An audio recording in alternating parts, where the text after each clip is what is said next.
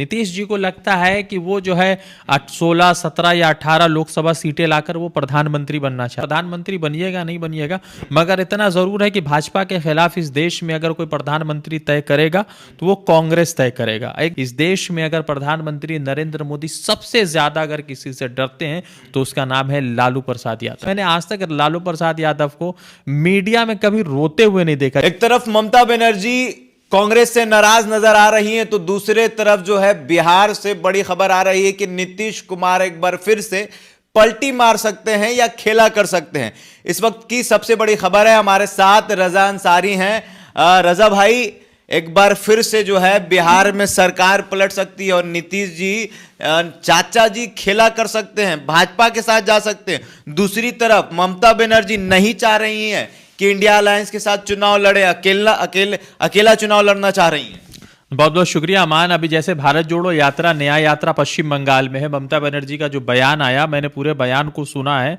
असल में ममता बनर्जी के साथ दिक्कत बहुत सारी है। उससे पहले आपको नीतीश कुमार की तरफ ले चलते हैं। नीतीश कुमार इस मर्तबा बिहार में अपनी आखिरी पारी खेल रहे हैं। नीतीश आखिरी पारी है उनकी, इस बार वो आखिरी पारी है, चाहे वो मुख्यमंत्री के तौर पर रहे या विपक्ष में चले जाए। सबसे बड़ा मुद्दा क्या है कि नीतीश कुमार को बिहार की जनता से ज्यादा अपनी कुर्सी प्यारी है। जिस जमाने में वो सत्ता में आए थे, 2000 में भी वो सत्ता में आए थे, और जब भाजपा गठबंधन के साथ वो इलेक्शन लड़ रहे थे तो उनके पास पूरा आंकड़ा नहीं था। हालांकि महागठबंधन उस जमाने में थी, तो उस जमाने में उनके पास आंकड़ा था, मगर उन्होंने अपने आप को बिहार का मुख्यमंत्री घोषित कर दिया। कुछ ही दिनों बाद वो मेजॉरिटी साबित नहीं कर पाए, उनके पास सत्ता से बेदखल हो गए।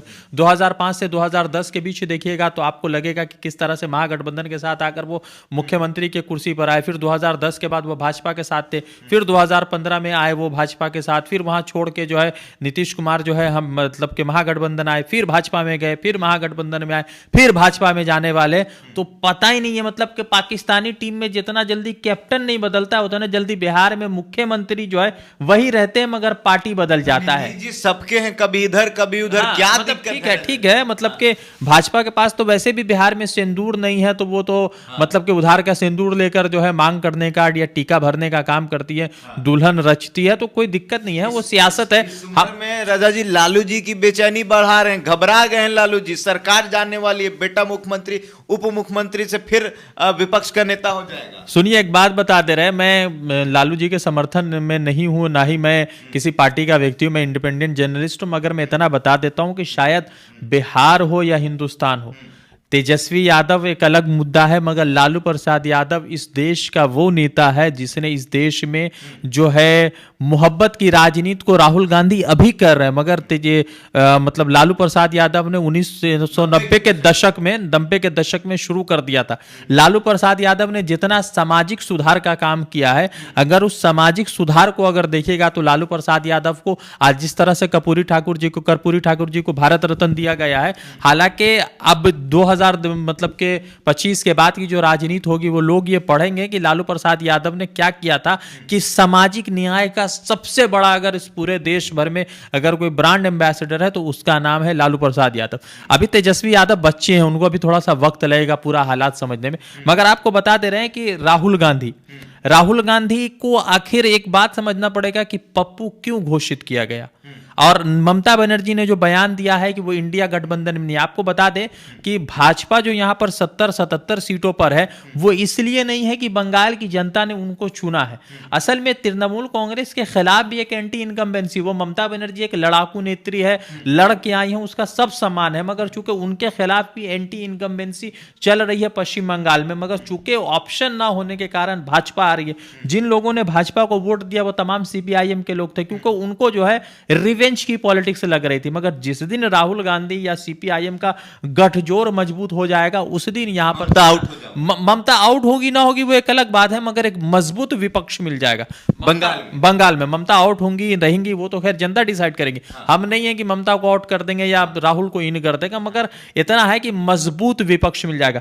अगर इंडिया गठबंधन बनता है, हालांकि सीपीआईएम के मोहम्मद सलीम या तमाम लोग ये कह रहे थे कि ममता बनर्जी आरएसएस की टीम है और वो किसी भी दिन जो है आरएसएस से वॉकआउट कर, मतलब इंडिया गठबंधन से वॉकआउट कर जाएंगी, और वो और केजरीवाल वो दोनों आरएसएस के तरफ से डिप्लॉय किए हुए। ये बात जो है मोहम्मद सलीम और तमाम इंडिया गठबंधन के लोग, जो लेफ्ट माइंडसेट के लोग हैं, जो प्योर कांग्रेसी है, वो लोग तमाम कर रहे थे। अब सवाल महत्वपूर्ण ये है कि ममता बनर्जी के ऊपर ईडी सीबीआई के इतने केसेस बन रहे हैं, उनके भतीजे के ऊपर है, उनके कई सारे नेतागण के ऊपर है, तो आखिर वो चाह क्यों नहीं रही है कि राहुल गांधी के साथ गठबंधन हो। रजा जी, यहां पर एक बार आपको फिर से टोकेंगे।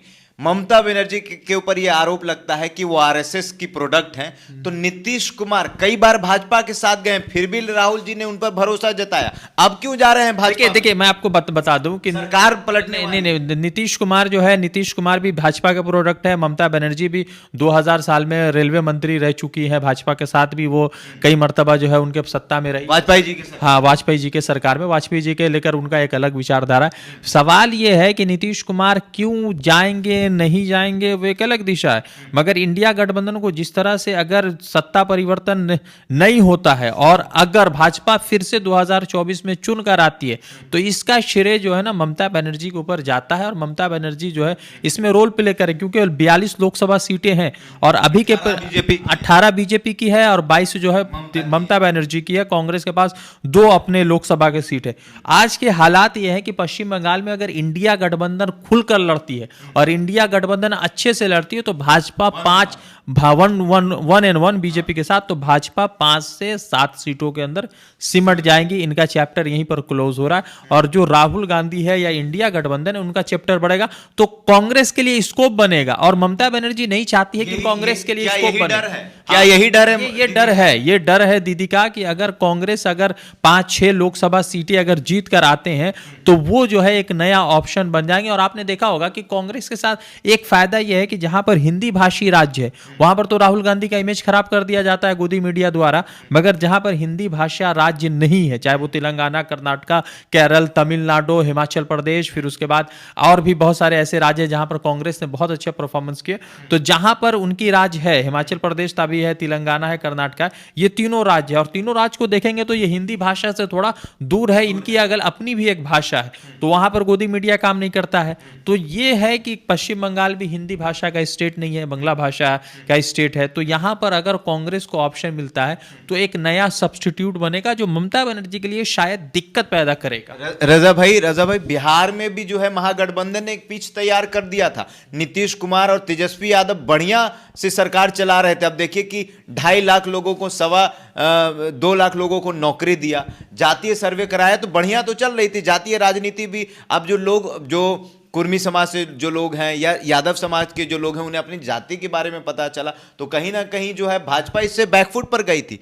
तो अब क्यों जा रहे हैं नीतीश कुमार? सब कुछ तो नीतीश कुमार को लालच बहुत है। नीतीश जी को लगता है कि वो जो है 16, 17 या 18 लोकसभा सीटें लाकर वो प्रधानमंत्री बनना चाहते हैं। देखिए, प्रधानमंत्री बनिएगा नहीं बनिएगा, मगर इतना जरूर है कि भाजपा के खिलाफ इस देश में अगर कोई प्रधानमंत्री तय करेगा तो वो कांग्रेस तय करेगा। एकदम क्लियर बात है, कोई बात नहीं, इसमें कोई दो दराय नहीं है, एकदम क्लियर बात है कि भाजपा के खिलाफ अगर कोई प्रधानमंत्री तय करेगा तो वो कांग्रेस तय करेगा, चाहे मल्लिकार्जुन खड़गे बने, राहुल गांधी बने या नीतीश कुमार बने, मगर कांग्रेस ये डिसाइड करेगा।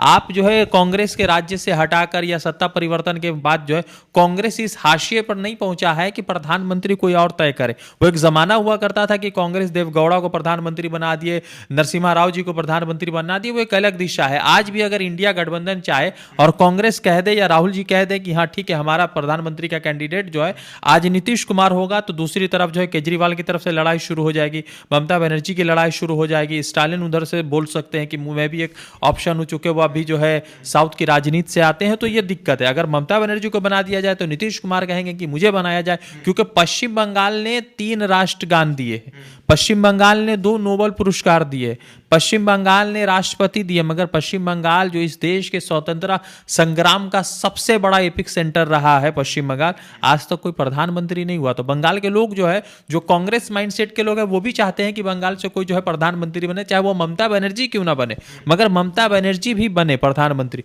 तो ममता को बनाएगा तो नीतीश नाराज, केजरीवाल नाराज।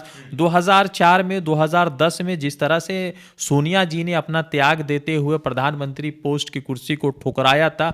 मनमोहन सिंह जी को ऑफर मिला था, अब उन्होंने सेवा किया, 10 साल शानदार उन्होंने काम किया। तो उसी तरीके से जब तक इंडिया गठबंधन के लोग ये नहीं सोचेंगे तब तक सत्ता से बेदखल भाजपा नहीं होगी। और अगर आप नहीं चाहते हैं कि बेदखल हो तो ठीक है, सीबीआई तैयार रहिएगा। आखिरी सवाल, इस उम्र में क्या लालू जी ये टेंशन सह पाएंगे कि कल भर में सरकार बदल सकती है? क्या करेंगे लालू यादव? यार मैं ना लालू प्रसाद यादव को जब देखता हूं तो मुझे ऐसा लगता है कि यार ये बंदा ना मतलब कि एकदम डायनामिक, एकदम शानदार डायमंड पर्सन है। इसलिए बताता हूं कि मैंने आज तक लालू प्रसाद यादव को मीडिया में कभी रोते हुए नहीं देखा। योगी आदित्यनाथ जब कांग्रेस की सरकार थी तो लोकसभा में फूट फूट कर रो रहे थे कि मुझे मारने की कोशिश हुई, फलाना हुई, ढिमाका हुई। मगर लालू प्रसाद यादव का देखिए, राबड़ी यादव पढ़ी थी लिखी थी या राबड़ी देवी पढ़ी लिखी थी या जाहिल थी वो एक अलग विषय, मगर उस व्यक्ति का पावर ये था कि एक घर में चूल्हा चौका चलाने वाली को उठाकर वो सीएम बना देता है। तो लालू प्रसाद यादव चाहे वो 60 साल के हो, 65 साल के हो, 80 साल को, इस देश में अगर प्रधानमंत्री नरेंद्र मोदी सबसे ज्यादा अगर किसी से डरते हैं तो उसका नाम है लालू प्रसाद यादव। तो रजा अंसारी हमारे साथ। आपको बता दें कि इस देश में सबसे ज्यादा जो डर है वो मोदी जी का जो डर है वो लालू प्रसाद यादव से है। लोग ये समझ रहे हैं कि सरकार जो है बिहार में बदल सकती है, तो क्या होगा? तो आपको बता दें कि लालू जी भी इस बार तैयार हैं और वो भी एक आंकड़ा लेकर बैठे हैं। जैसी ही सरकार जो है नीतीश कुमार जो है पलटी मारेंगे तो कहीं ना कहीं जो लालू जी हैं उसके लिए तैयार बैठे हैं और कहीं ना कहीं आरजेडी जो है या महागठबंधन है वो सरकार बना सकती है। फिलहाल आपको बता दें कि अभी तक जो है आधिकारिक रूप से या फिर जेडीयू की तरफ से ऐसी कोई स्टेटमेंट नहीं आई है कि वो भाजपा के पास जा रहे हैं। हालांकि ये खबर चल रही है कि सम्राट चौधरी और नीतीश कुमार के बहुत करीबी हैं केसी त्यागी, जो दिल्ली गए हैं और दिल्ली दोनों साथ गए हैं। तो ये खबर चल रही है और इस वजह से जो है आज बिहार जो है पूरा केंद्र में पूरा बिहार बना हुआ है और नीतीश कुमार चर्चे में है और ये खबर ही है कि बिहार में फिर से सरकार बदलेगी। बहरहाल अब क्या होगा ये तो वक्त ही बताएगा। अब आपकी क्या प्रतिक्रिया हमारे कमेंट बॉक्स में जरूर बताइएगा। बहुत बहुत धन्यवाद।